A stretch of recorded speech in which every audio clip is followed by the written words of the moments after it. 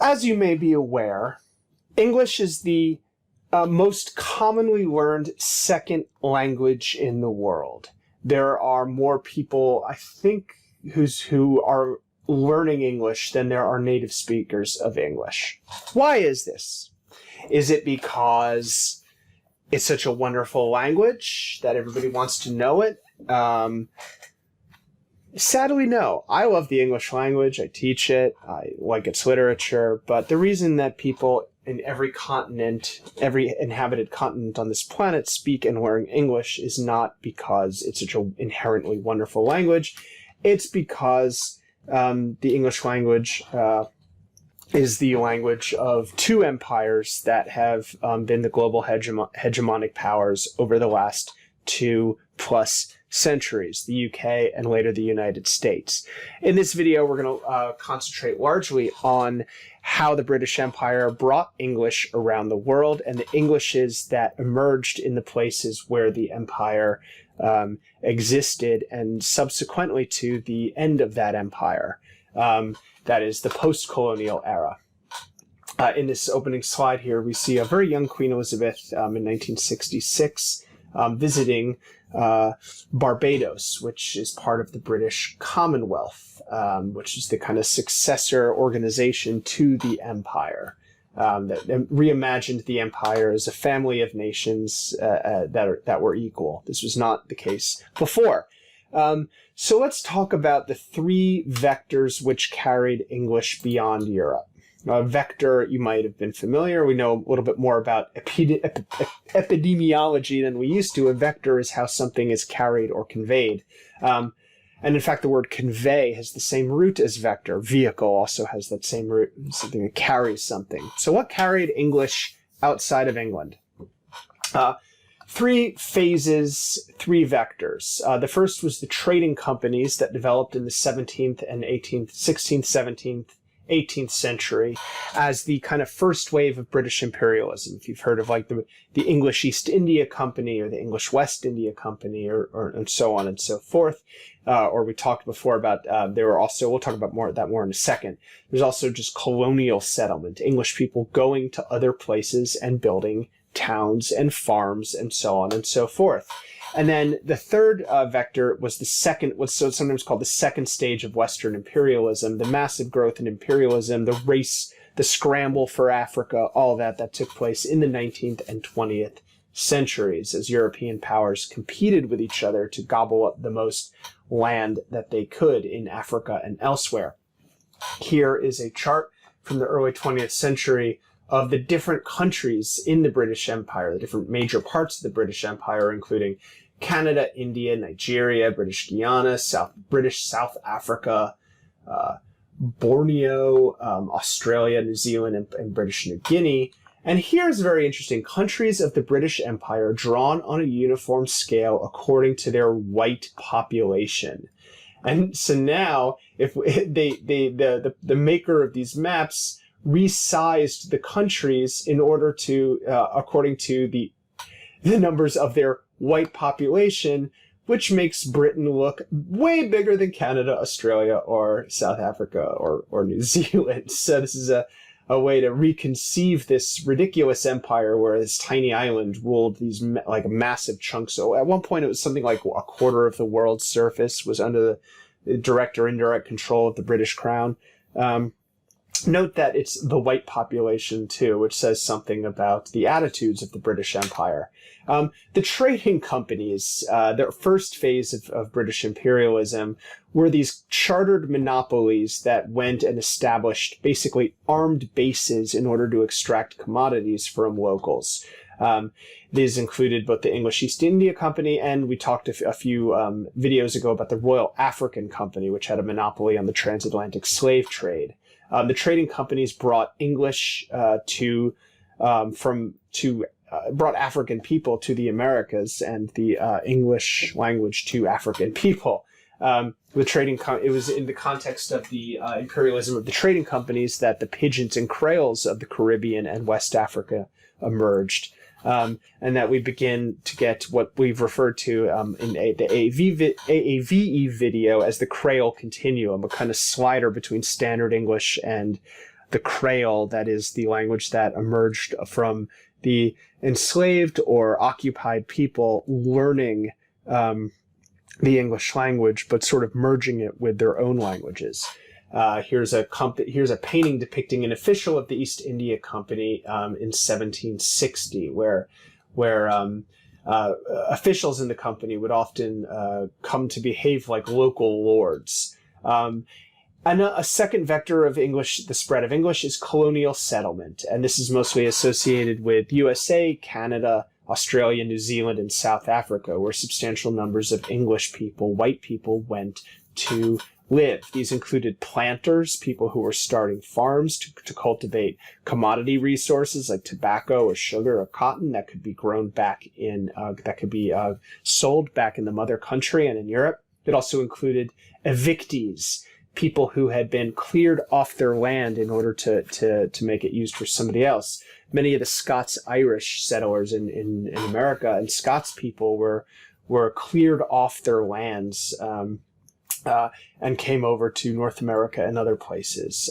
There were also, of course, as is well known, penal colonies. It's well known that Australia, some of the first settlements in Australia were penal colonies where prisoners were transported for life, and it was considered a solution to the problem of crime in London and in Britain. Georgia, the state of Georgia in the southern U.S. Was a penal colony. There were also in colonial settlement, there was interaction with indigenous languages and other settler languages. Dutch used to be spoken in New York, and there's still a few loan words in New York that come from Dutch, like the word stoop for step. Post-colonial nationalism of settler descendants is something that has affected the emergence of different national standards, be they Australian or American or Canadian or Kiwi. There is usually less dialect variation within former colonies than in England. No U.S. accents differ from each other, very rarely do they differ from each other as much as a Liverpool accent will differ from a Cockney accent. And each of these colonial settlements has its own standard and internal differences and varieties. The third stage of, or the third vector of the spread of the English language is imperial rule. Now, this was a little different than the trading company. After the English East India Company was nearly overthrown by the Sepoy Rebellion in the middle of the 19th century, England took over direct control of India rather than delegating it to a chartered monopoly. And this is when the British Raj, as it was called, began outright. And there was an idea developing that the empire wasn't just a force to extract resources and enrich the home country, but that there was a kind of mission, a sacred mission that the empire was carrying out, a kind of idealism that involved a belief in European superiority and the supremacy of the white race, unfortunately. And that, you know, if you're familiar with the famous poem by Rudyard Kipling, The White Man's Burden, in which Kipling is urging the United States to get in on the empire game so that it can bring civilization to benighted savages in places where brown people and black people live. This was the golden age of the British Empire, and it was a racist endeavor. It just was. It was explicitly so, and to try to go back and say it wasn't is to rewrite the facts of history.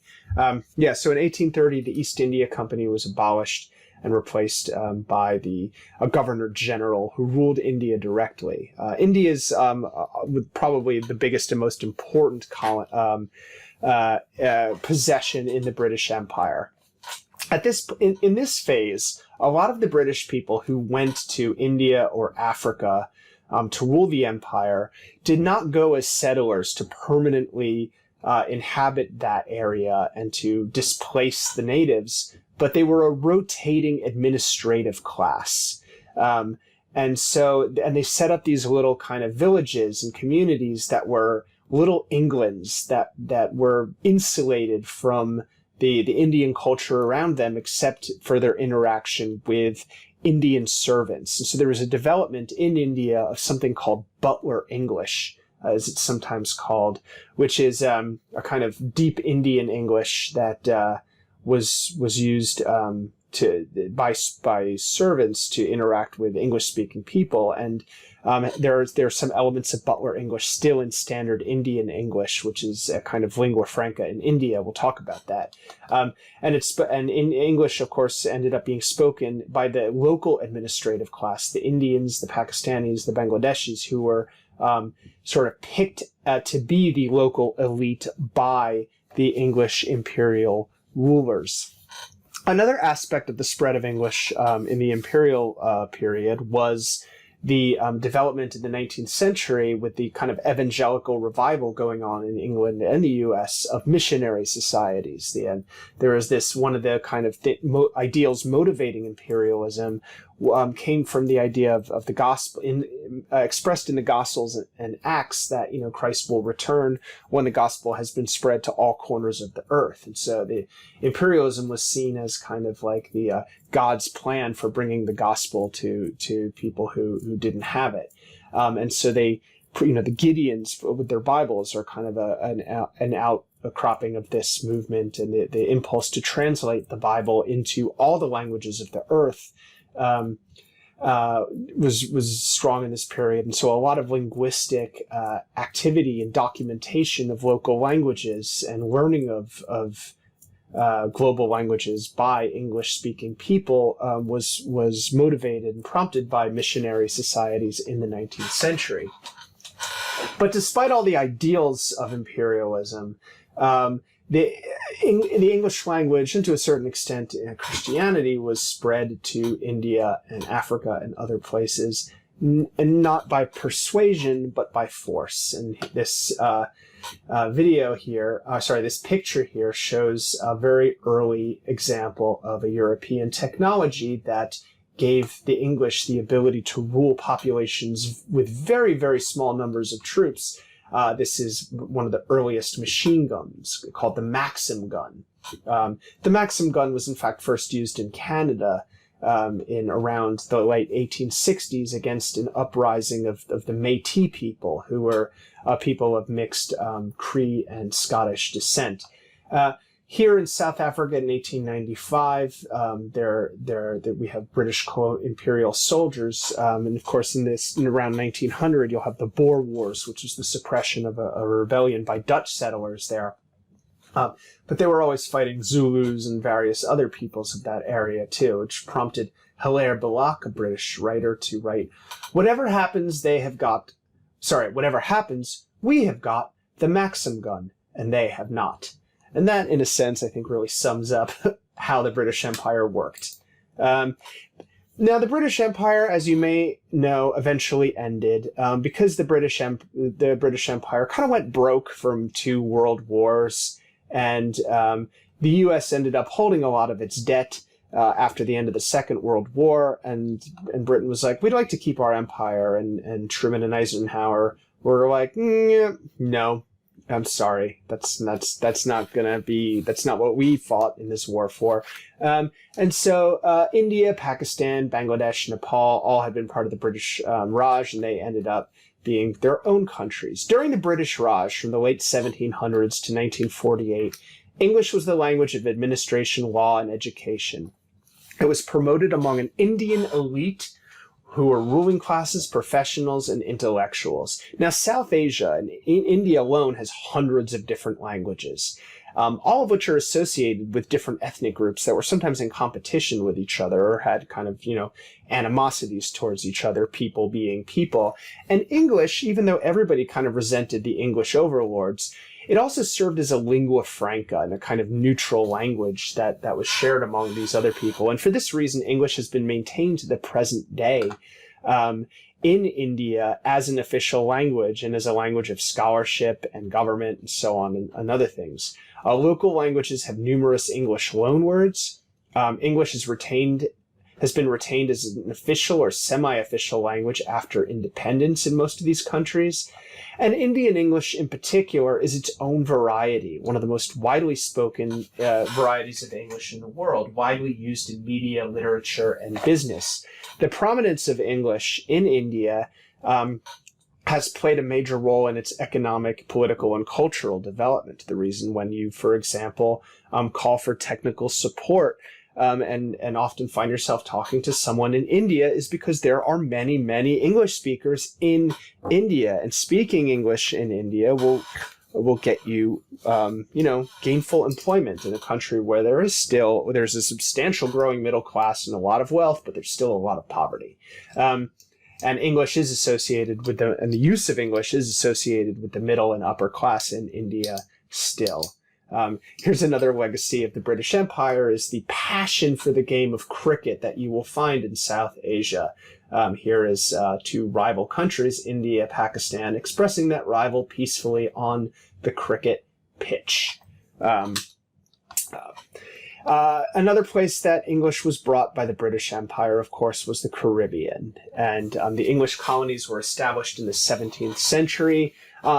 Jamaica, Barbados, Trinidad, and Tobago, among others. Now, some of these islands were traded around among European powers, and especially in the 18th century, when there would be these little wars, like Queen Anne's War or the French and Indian War, and they'd say, okay, I'll trade. And at the end of the war, when they were negotiating peace, they'd say, oh, okay, I'll give you Quebec if you give me Jamaica. Okay, deal. These islands were major hubs of the transatlantic slave trade. Many enslaved people in North America were originally brought from the islands of the Caribbean first. The sugar plantations of the Caribbean were enormously profitable. Haiti had won its independence in 1803. But even though after the French revolutionaries, talking about the equality of all men, ended slavery, they then reestablished it because they were broke fighting all the other powers in Europe and needed the money from the sugar plantations, and so that ended up having bad effects for that country for a long time. But in the Caribbean, various Creole languages were formed. There are, of course, the French Creole of Haiti and the Spanish spoken in Santo Domingo and in the Dominican Republic and Cuba is different than other Spanishes, but the English is spoken in the Caribbean obviously has its own distinctive flavor as well. In Jamaica, you have the Creole continuum from a deep patois to an English that is spoken with a Jamaican accent. In addition, there are Trinidadian and Bajan Creoles, the Barbadian Creole. I think Rihanna is from Barbados. I could be wrong. Anyway, the Creole languages of the Caribbean are based in English, but they are heavily influenced by African languages, other European languages, and indigenous Caribbean languages. There's a high degree of bilingualism and code switching down there. And in the post-colonial period, there have increasingly been language policies in promoting Creole. That is the patois, the Creole languages of the Caribbean, as an important part of the cultural heritage, though not without controversies resembling that of the Ebonics controversy in Oakland that we talked about. This is a painting here by a very famous Jamaican painter called the Maroon Dance. Let's talk about Africa now. Africa was one of the last places to come under European colonial rule. In part because Africa was a very hard place for white people to go and live without dying of tropical diseases until the development of modern medicine in the 20th century, and even then. English and most white settlers could only ended up settling and inhabiting Africa on a prolonged basis down in South Africa, which is quite far from the equator and has a temperate climate. So English arrived during the colonial and imperial eras in South Africa, places that are now Nigeria, Kenya, Ghana, Uganda, Zambia, Zimbabwe, Malawi, and Rwanda, among others. Most African nations are multilingual. In some African nations, dozens, if not hundreds of languages are spoken. But as in India, in a lot of places where the English ruled, for example, Nigeria, English is a common lingua franca used in education, government, trade, media, and international relations. Different English-speaking countries in Africa have their own varieties with distinct accents, vocabulary, and grammatical features. In West Africa, there are there are commonly English creoles spoken, such as Nigerian Pidgin English. The BBC actually publishes news in Nigerian Pidgin English. It has its own dictionary. It is its own language. It's very interesting too. Nigeria is especially, I think, is noteworthy for its literary achievements in the post-colonial period, from such authors as Chinua Achebe, Ben Okri, Teju Cole, and Chimamanda Ngozi Adichie. Now, a lot of different people speak a lot of different languages in Nigeria, but English is a common language, especially among the middle class and educated elite. Nigeria is, in fact, the fifth largest English-speaking country in the world. So there you go. Here's a map that kind of breaks down where English is spread in Africa, and it doesn't include Egypt, where there are a substantial number of English speakers as well. Just as an addendum, the U.S. has done its own part in spreading English to imperial possessions, including the Philippines, which we controlled from around 1898 to 1945. Liberia is a country in West Africa where we sent freed enslaved people of African descent back to Africa. There was this movement in the early 19th century that that was part of the kind of a cousin to the abolition movement, which was the repatriation movement. These were people who wanted to end slavery but not have a diverse country. They were like, we need to end slavery because it's bad, but also we don't want black people around, so we're going to send them back to Africa. This is the 19th century for you. And so they created this country called Liberia as colony, basically, where black people were sent back to. And Liberia is an English-speaking country that its constitution is based on the United States. Puerto Rico is majority Spanish-speaking, but there's a lot of English speakers in Puerto Rico because it is part of the United States. And as well as a number of Pacific islands, including American Samoa, Guam, Northern Mariana Islands, Micronesia, Palau, and the Marshall Islands. Hawaii was also an imperial possession, as was Alaska, until the 1950s when they were made states. So, yeah, the U.S. has spread English around, and English is spoken in a lot of these places. In a lot of these places also there is an English pidgin spoken in the Pacific Islands. That goes back to 18th century trading companies who traded with and interacted with Polynesian people. Again, I know this video went a little longer than I'd hoped to, but this is a much bigger topic than I have gone into here. So this is kind of just an overview. I hope you've enjoyed, and I hope you've learned something. We're getting near the end of our series here, and next we're just going to talk about I think our last two videos, we're going to talk about English in the 21st century, which will build on this by talking about the three circles of world Englishes. And then we're just going to talk a little bit about Internet English. Have a great day.